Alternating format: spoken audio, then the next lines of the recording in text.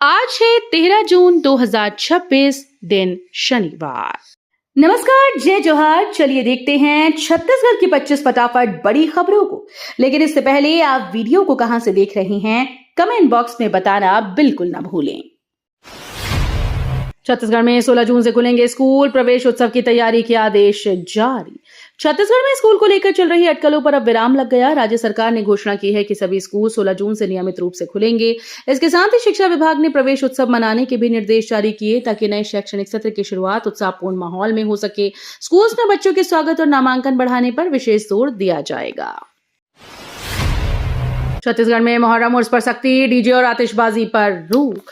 छत्तीसगढ़ में मुहर्रम और उर्स आयोजनों को लेकर छत्तीसगढ़ स्टेट वक्फ बोर्ड ने नई गाइडलाइन जारी कर दी है। निर्देशों के अनुसार जुलूस और धार्मिक आयोजनों में डीजे और आतिशबाजी के उपयोग पर प्रतिबंध रहेगा। आयोजकों को शांति, सौहार्द और प्रशासनिक निर्देशों का पालन सुनिश्चित करने को कहा गया। नियमों का उल्लंघन करने वालों पर जुर्माना और अन्य वैधानिक कार्रवाई की जा सकती है।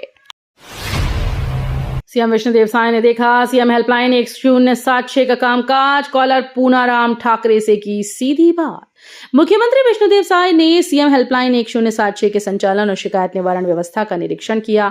इस दौरान उन्होंने हेल्पलाइन पर संपर्क करने वाले पूनाराम ठाकरे से सीधे बातचीत कर उनकी समस्या और समाधान की जानकारी ली। मुख्यमंत्री ने अधिकारियों को शिकायतों के त्वरित और गुणवत्तापूर्ण निराकरण के निर्देश दिए। उन्होंने कहा कि सीएम हेल्पलाइन जनता और सरकार के बीच प्रभावी संवाद का माध्यम है। कांकेर में आकाशीय बिजली का कहर, डिप्टी सरपंच समेत 3 की मौत, 5 घायल। छत्तीसगढ़ के कांकेर जिले में आकाशीय बिजली गिरने से एक बड़ा हादसा हो गया। इस घटना में एक डिप्टी सरपंच समेत 3 लोगों की मौत हुई, जबकि 5 घायल हो गए। बताया जा रहा है कि सभी लोग बारिश के दौरान एक स्थान पर मौजूद थे, तभी अचानक बिजली गिर गई। घायलों को तत्काल अस्पताल में भर्ती कराया गया, जहां उनका इलाज जारी है। डेयरी पर्यटन और सिंचाई से बदलेगा बस्तर, हर परिवार की आय 30,000 लक्ष्य। बस्तर क्षेत्र के समग्र विकास के लिए डेयरी पर्यटन सिंचाई के प्रमुख आधार बनाकर नई रणनीति तैयार की गई। सरकार का लक्ष्य प्रत्येक परिवार की मासिक आय 30,000 रुपए तक पहुंचाना है। इसके तहत दुग्ध उत्पादन को बढ़ावा, पर्यटन स्थलों का विकास और सिंचाई सुविधाओं का विस्तार किया जाएगा। योजना से ग्रामीणों को स्थानीय स्तर पर रोजगार के नए अवसर मिलेंगे। नए सत्र से विधि महाविद्यालयों में फॉरेंसिक साइंस अनिवार्य, कानूनी शिक्षा होगी आधुनिक। बिलासपुर के 10 से अधिक विधि महाविद्यालयों में नए शैक्षणिक सत्र से फॉरेंसिक साइंस की पढ़ाई अनिवार्य की जा रही है। इस पहल का उद्देश्य कानून के छात्रों को अपराध जांच, साक्ष्य विश्लेषण और न्यायिक प्रक्रिया की वैज्ञानिक समझ देना है। नई व्यवस्था के तहत विद्यार्थियों को आधुनिक जांच तकनीकों और फॉरेंसिक साक्ष्यों की भूमिका से परिचित कराया जाएगा।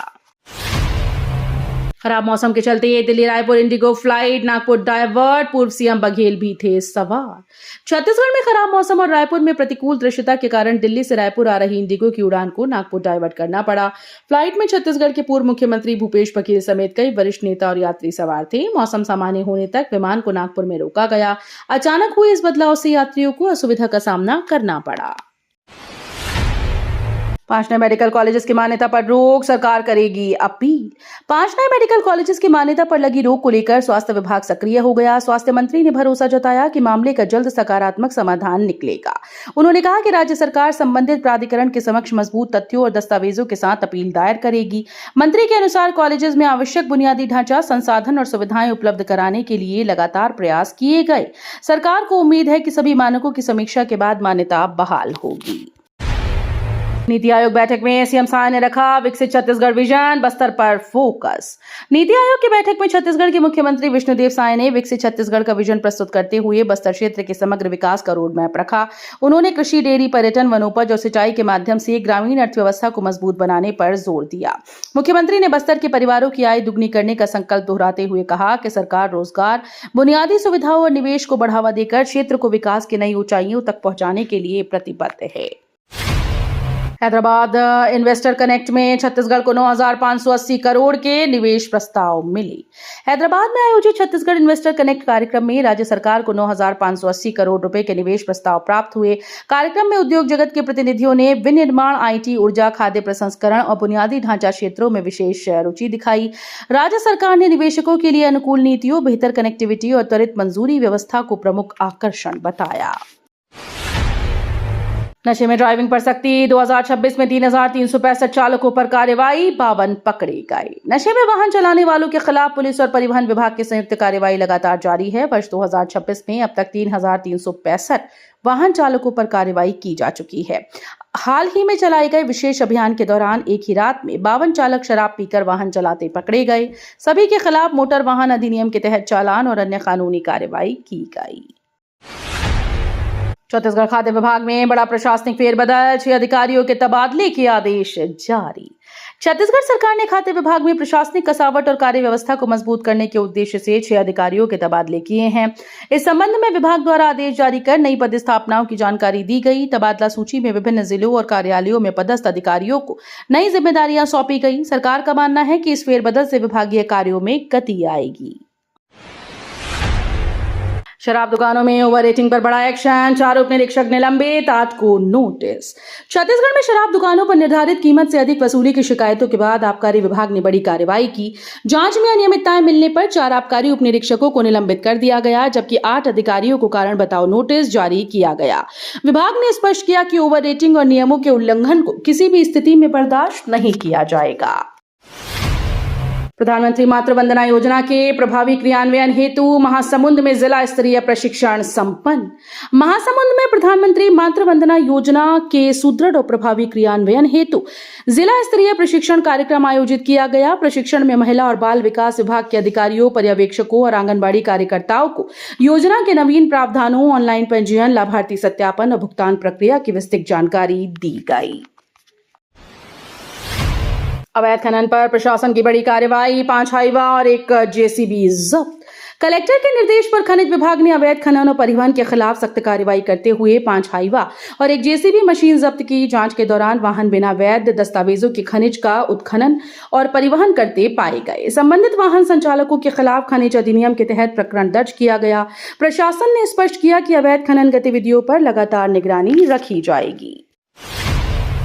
प्रधानमंत्री आवास योजना से छत्तीसगढ़ में लाखों परिवारों का पक्के घर का सपना साकार। प्रधानमंत्री आवास योजना छत्तीसगढ़ के लाखों गरीब और जरूरतमंद परिवारों के जीवन में खुशियां लेकर आई। इस योजना के तहत पात्र हितग्राहियों को पक्के मकान उपलब्ध कराए जा रहे हैं, जिससे उनका जीवन अधिक सुरक्षित और सम्मानजनक बन रहा है।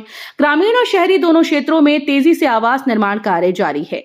महिलाओं, अनुसूचित जाति, जनजाति और आर्थिक रूप से कमजोर वर्गों को इसका विशेष लाभ मिला है।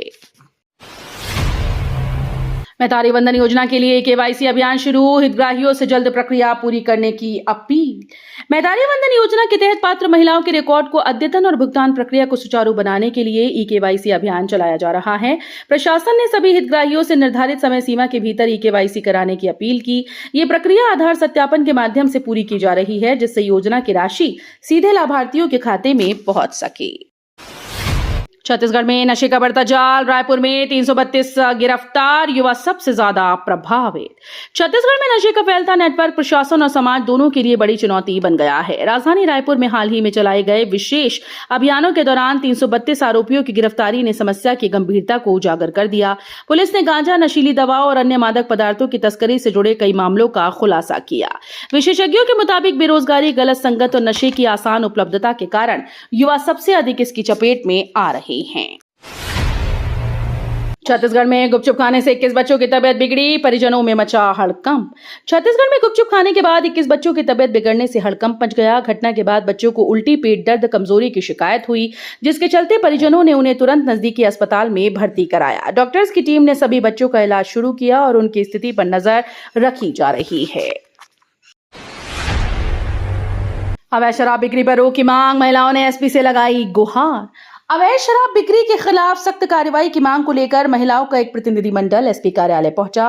क्षेत्र में खुलेआम अवैध शराब की बिक्री से सामाजिक माहौल बिगड़ रहा है और युवाओं पर इसका गलत असर पड़ रहा है। उन्होंने पुलिस अधीक्षक से तत्काल कार्रवाई की मांग की। एसपी ने मामले को गंभीरता से लेते हुए जांच और कार्रवाई का आश्वासन दिया। छत्तीसगढ़ के पशु चिकित्सालय में दुर्लभ सिजेरियन ऑपरेशन, डॉक्टर्स ने बचाई 2 जान। छत्तीसगढ़ के पशु चिकित्सालय में दुर्लभ सिजेरियन ऑपरेशन कर डॉक्टर्स ने बड़ी सफलता हासिल की। गंभीर स्थिति में लाई गई गर्भवती पशु की जान बचाने के लिए जटिल सर्जरी की गई। ऑपरेशन के दौरान विशेषज्ञ टीम ने सावधानी पूर्वक प्रक्रिया को अंजाम दिया और मां व नवजात दोनों को सुरक्षित बचाया। पशुपालकों ने राहत की सांस ली।